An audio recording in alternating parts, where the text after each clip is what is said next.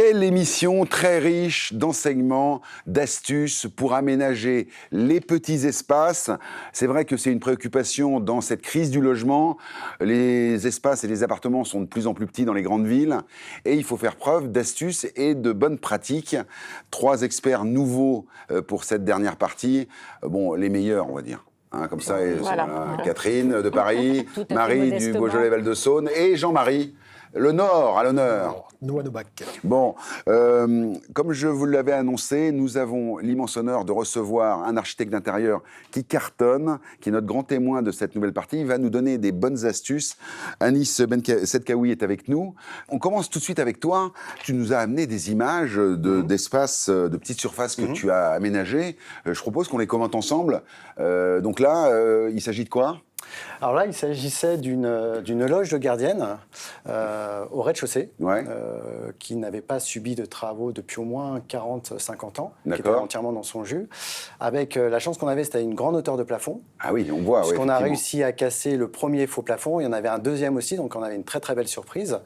Et l'idée de ce projet-là, c'était de se dire, on va aménager 19 mètres carrés comme si c'était un appartement. Ah oui, c'est ça. Avec toutes les fonctionnalités, les commodités et surtout... On parle de quelle hauteur sous plafond à Nice pour cet appart ? Là, on parle de 3 mètres 20, 3 mètres 30. Ah oui, c'est ça. Donc pas de quoi faire 2 niveaux, mais de quoi aménager... Trouver le bon ratio entre être sur son lit assis et puis être debout. Là, on a trouvé le juste milieu de façon à être assez à l'aise sur la On voit toutes les astuces, des choses escamotables. Alors voilà, cette penderie escamotable, coulissante, on l'a pris d'un trolley d'avion. L'idée, c'était ça. Puisque l'endroit où on a besoin d'optimiser un maximum d'espace, c'est surtout les avions.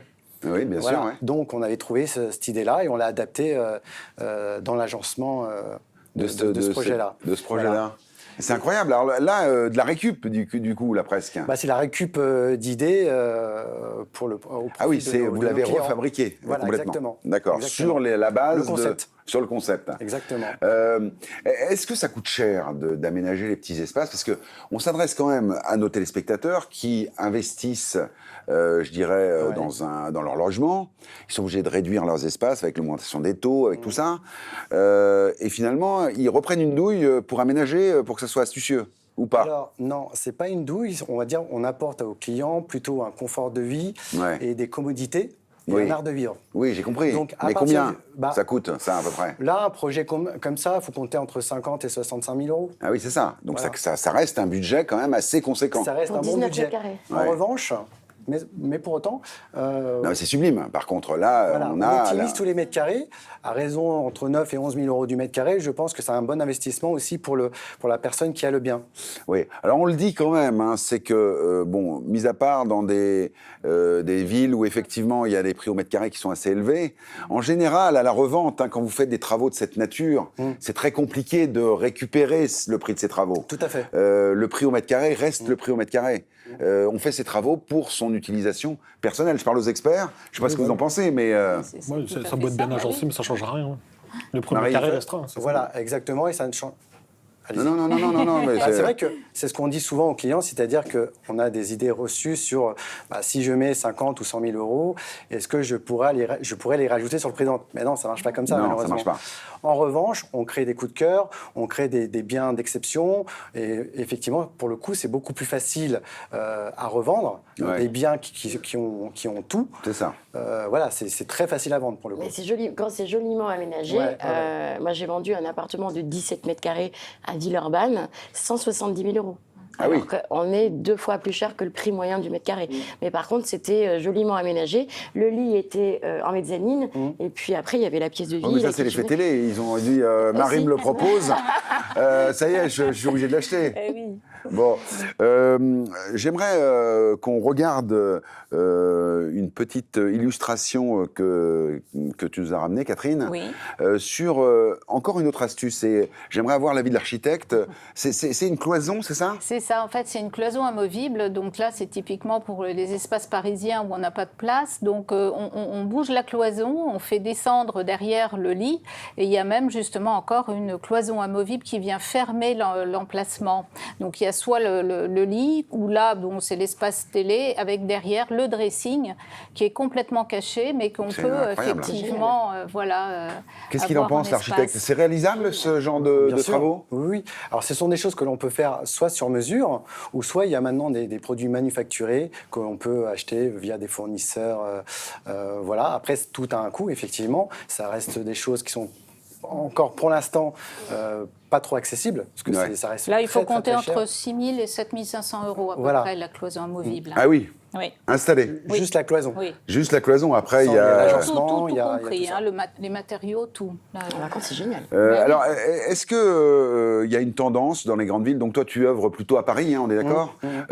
Qu'est-ce que tu dirais aux gens qui achètent des chambres de bonne, par exemple, où il y a la soupente, etc. Il faut y aller. Ouais. Il faut y aller parce que ce type de produits-là sont très intéressants.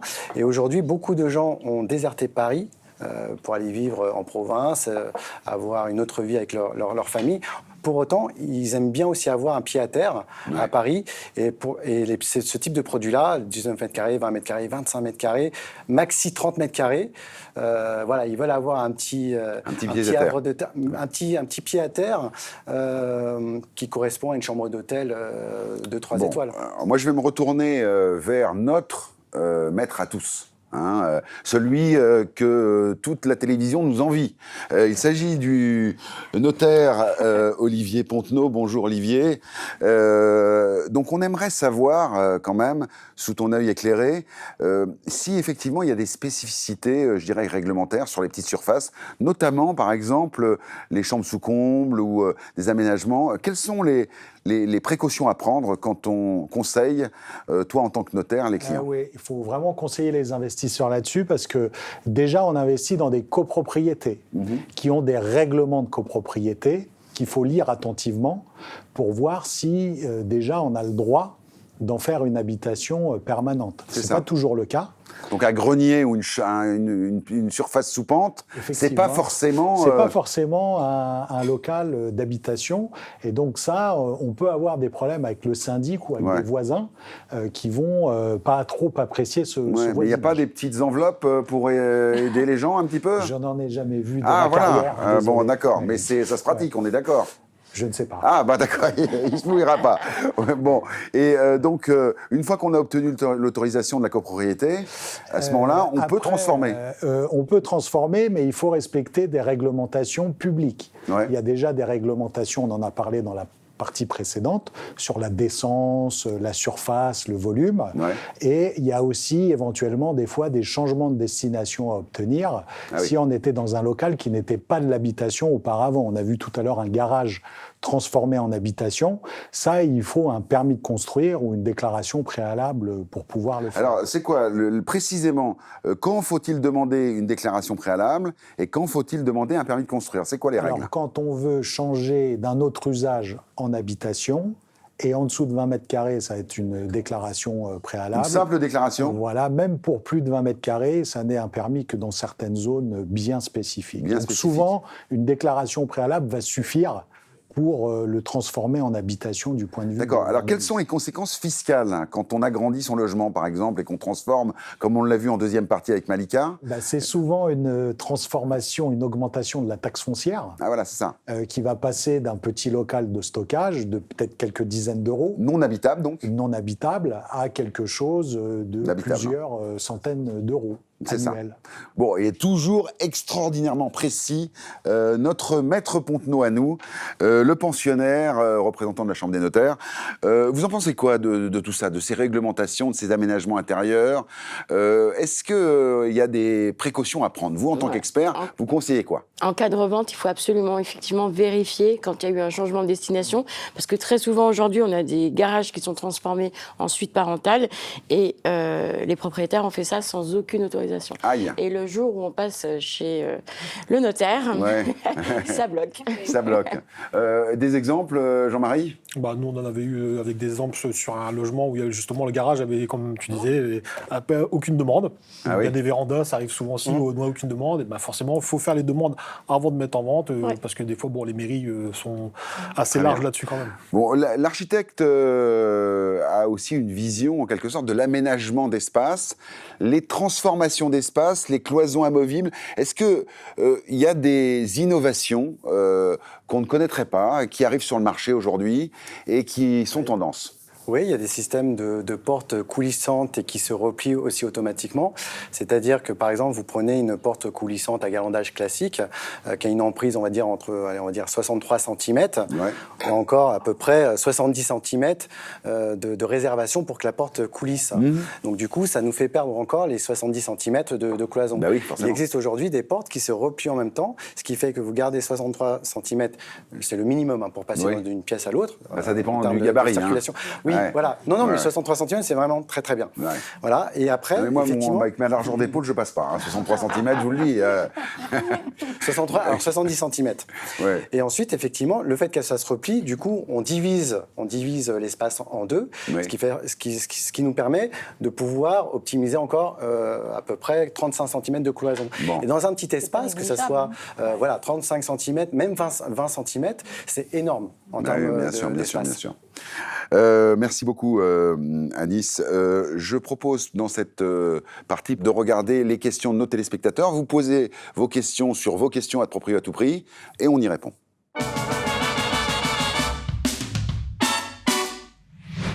Caroline de Jassan, est-ce que les meubles multifonctions sont vraiment durables ? Ah, ça c'est intéressant. Alors effectivement, on n'en a pas parlé pendant cette émission. Est-ce que c'est durable ? Est-ce que c'est solide déjà ? Déjà, il faut les acheter chez des fabricants spécialisés. Ça dépend. Après, ça dépend de quoi on parle. Pour quel usage, à quelle fréquence on va les utiliser, en quels matériaux ils sont faits. Oui, voilà, j'imagine. Il y a pas mal de alors, choses. Donc, alors, par exemple, si vous prenez, la réponse c'est quoi ? Je ne sais pas, si vous prenez un dressing qui fait office, je ne sais pas moi, de table ou de cuisine ou ce genre de choses. Voilà, vous prenez une cuisine qui est derrière vous, faite en mélaminé ou en stratifié ou ce genre de choses. C'est beaucoup plus solide que si vous prenez du bois. C'est ça. Donc, la question c'est, est-ce que les meubles multifonctions, les meubles innovants, etc., sont aussi solides, aussi durables que... alors bien sûr, ça dépend du matériau, mais est-ce que la tendance c'est d'utiliser des matériaux durables ? Oui, aujourd'hui. Complètement dedans. Ouais, on est complètement dedans. Exactement. Et aujourd'hui, ils sont garantis de 2 à 5 ans en fonction des fabricants. Et rester sur des produits bruts comme le bois brut et puis le massif, on essaye de moins mettre effectivement de mélaminé, de matériaux qui comportent des COV, des cols, des choses comme ça. Donc on revient vraiment à des choses vraiment très, très simples.